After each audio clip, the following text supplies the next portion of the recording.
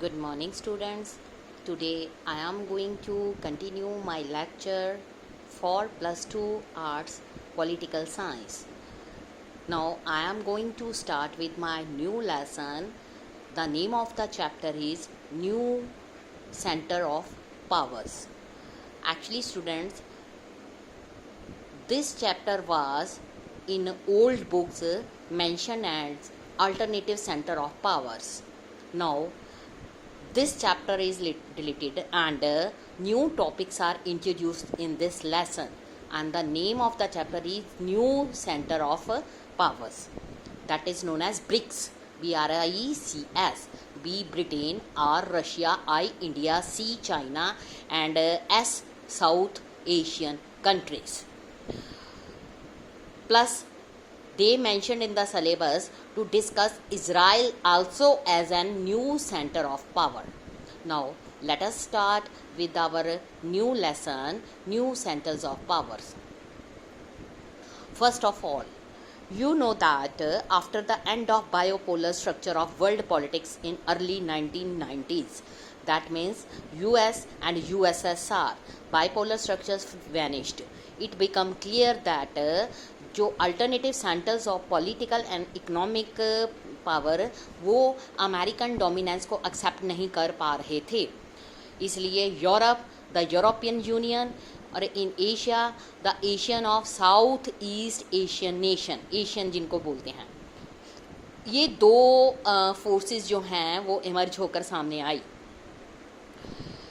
But जो evolving regional solution to their historical enmities and weaknesses, both European and Asians have developed alternative institutions. ठीक है, और उसके बाद उन्होंने अल्टरनेटिव इंस्टीट्यूशन के साथ साथ कन्वेंशंस को भी बिल्ड किया ताकि पूरे वर्ल्ड के साथ peaceful and cooperative regional order expand किया जाए. और वो मेन पर्पस उनका ये था, transform the countries in the region into prosperous economies. The economic rise of China ने एक ड्रामेटिक इम्पैक्ट वर्ल्ड पॉलिटिक्स पर छोड़ा. In this chapter we study about the new centres of power and their roles in future. Let us start with European Union. European Union as the second world war came to an end, बहुत सारे Europe के leaders जो थे grappled with the questions of Europe. Should Europe allowed to revert to its old rivalry or to reconstruct on principles and institutions that would contribute to a positive conceptions of international relations.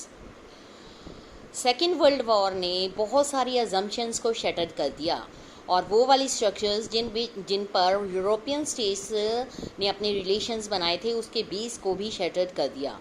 1945 में जो European states थी confronted the ruin of their economies and the destructions of assumptions, structures on which Europe have been founded. European integration जो 1945 के बाद added by the cold war. America ने अपनी massive financial help Europe की economy को दी और वो एक प्लान के अकॉर्डिंग दी जिसका नाम रखा गया था मार्शल प्लान. यूएस ने एक न्यू कलेक्टिव सिक्योरिटी स्ट्रक्चर बनाया under NATO, North Atlantic Treaty Organisation. ये भी अंडर मार्शल प्लान के था.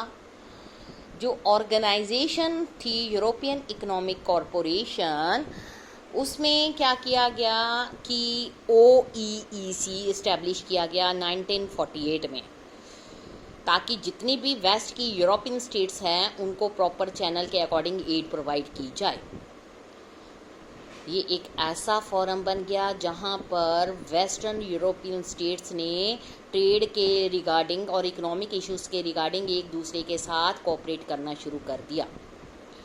काउंसिल ऑफ यूरोप 1949 में इस्टेब्लिश की गई. ये एक अनदर स्टेप था पॉलिटिकल कोऑपरेशन के under. Process of economic integration of European capitalist country ये स्टेप बाय स्टेप प्रोसीड करती गई, जिसके कारण 1957 में यूरोपियन इकोनॉमिक कम्युनिटी इस्टेब्लिश हो गई. इस प्रोसेस ने एक पॉलिटिकल डायमेंशन को एक्वायर्ड किया by the creation of European parliament. Soviet block जब कोलैप्स कर गया तो यूरोप जो था एक फास्ट ट्रैक पे आ गया, जिसके कारण यूरोपियन यूनियन जो थी वो 1992 में इस्टेब्लिश हो गई। इससे एक common foreign and security policy बनाई गई, कोऑपरेशन ऑन जस्टिस पर किया गया, होम अफेयर्स पर, और एक सिंगल करेंसी जिसको यूरो कहते हैं उसको इस्टेब्लिश किया गया। यूरोपियन यूनियन जो है वो evolved over time from an economic union to an increasingly political one. European Union ने एक नेशन स्टेट के अकॉर्डिंग एक्ट करना शुरू कर दिया। Attempts to have a constitution for जो यूरोपियन यूनियन था वो फेल हो गया। इसका अपना फ्लैग था, एंथम था, फाउंडिंग डेट एंड करेंसी। इसके पास अपनी some common foreign and security policy थी जो ये अदर नेशंस के साथ डील कर रहा था। यूरोपियन यूनियन ने अपने एरियाज़ को कोऑपरेशन की हेल्प से एक्सपैंड करने की कोशिश की। जब इसने नए मेंबर्स को एक्वायर किया, specially from the erstwhile Soviet block, ये प्रोसेस एक इजी नहीं था। बहुत सारे लोग जो अलग अलग कंट्री में थे are very enthusiastic in giving the European Union powers that were exercised by the government of their country. वो जो रिजर्वेशन थी about including some new country within the European Union, वो उसके लिए भी थोड़े से कंजर्व थे। यूरोपियन यूनियन जो है उसकी economic, political, diplomatic and military influence बढ़ता गया। यूरोपियन यूनियन वर्ल्ड की बिगेस्ट इकोनॉमी हो गई, जिसका जीडीपी ग्रॉस डोमेस्टिक प्रोडक्शन वो $12 ट्रिलियन इन 2005 में हो गया। यूनाइटेड स्टेट्स से थोड़ा सा लार्जर। इसकी जो करेंसी थी यूरो, उसने यूएस डॉलर के डोमिनेंस को एक थ्रेट देना शुरू कर दिया। इसका जो वर्ल्ड ट्रेड में शेयर था वो 3 टाइम्स लार्जर हो गया यूनाइटेड स्टेट्स से। इसमें ये क्या हुआ, allowing it to be more assertive in trade dispute with US and China.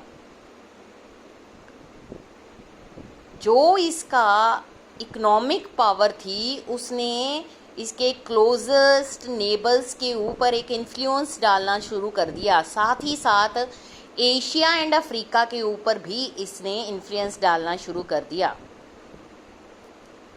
It also function as an important bloc in international economic organizations such as World Trade Organization। उस time main जो world trade organisation पर कब्जा था वो US dominance था। European union का जो political और डिप्लोमेटिक इन्फ्लुएंस हो गया। 2 मेंबर्स जो यूरोपियन यूनियन के, ब्रिटेन एंड फ्रांस, उन्होंने परमानेंट सीट को यूनाइटेड सिक्योरिटी काउंसिल में हासिल कर लिया। यूरोपियन यूनियन ने बहुत सारे non permanent members of UNSC को भी शामिल कर लिया। इससे क्या हुआ, यूरोपियन यूनियन का जो इन्फ्लुएंस था यूएस पॉलिटिक्स पर पड़ गया। जैसे कि यूएस की जो करंट पोजीशन थी ईरान न्यूक्लियर प्रोग्राम, इसने डिप्लोमेसी, इकोनॉमिक इन्वेस्टमेंट्स, नेगोशिएशंस को यूज़ किया। Than coercion and military forces जो है उनके साथ इसका इफेक्टिव केस था its dialogue with China on human rights and environmental degradation. उसके बाद जो मिलिट्री थी यूरोपियन यूनियन की, उसने कंबाइंड आर्म फोर्सेस में वो सेकंड लार्जेस्ट नंबर पर आ गई। जो इसका टोटल स्पेंड था डिफेंस पे, वो सेकंड नंबर पर था after US. 2 European member state Britain and France, उनका भी न्यूक्लियर आर्सेनल जो था अप्रॉक्सीमेटली 550 न्यूक्लियर वारहेड्स था।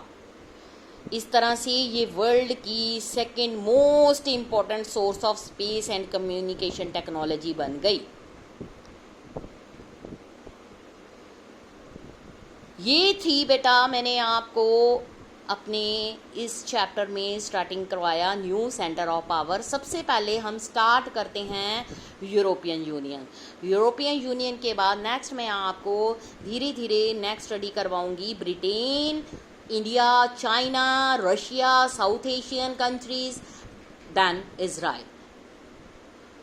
ये नोट्स जो हैं आप साथ साथ में नोट करते रहना। That is very very important chapter, new centre of power.